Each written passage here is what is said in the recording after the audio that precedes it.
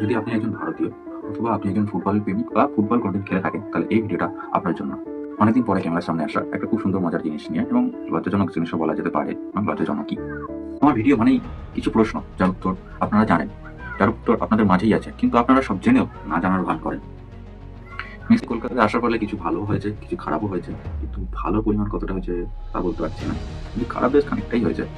কেন হয়েছে, কার জন্য হয়েছে, কি করে হয়েছে, সেই সব আলোচনায় যাচ্ছি না।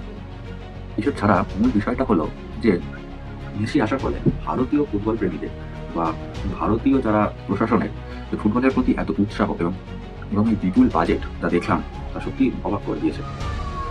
এবং এই বাজেট এবং এই উৎসাহ সত্যি সকল ভারতীয়র কাছে একটা গর্বজনক বিষয়।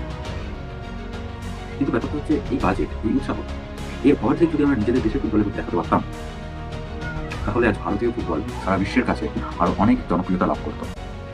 তাহলে ওই যে প্রথমে বলেছি, আমার ভিডিও মানে কিছু প্রশ্ন। চলুন চটপট দু তিনটে প্রশ্ন সেরে ফেলি।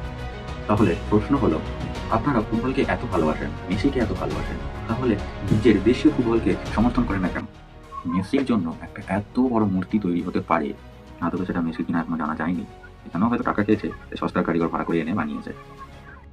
তো প্রশ্ন হলো যে মেসির জন্য এত বড় মূর্তি তৈরি হতে পারে, আর নিজের দেশীয় প্লেয়ারদের জন্য কোনো সুযোগ সুবিধা নেই কেন?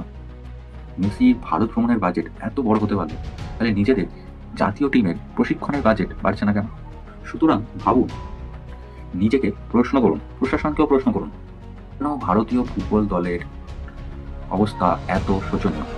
প্রশ্ন করুন, যদি সূচনা হয় এক নতুন পরিবর্তনের এবং ভারতীয় ফুটবলের ভবিষ্যৎ উজ্জ্বল হয়। যদি কথাগুলো আপনাকে ভাবায়, যদি কথাগুলো ঠিক হয়, তাহলে আমার চ্যানেলটিকে সাবস্ক্রাইব করুন এবং একটি লাইক ও কমেন্ট করে আমাকে সমর্থন করুন। এরকম অনেক প্রশ্ন করা এখনো বাকি আছে। জয় হিন্দ, জয় ভারত।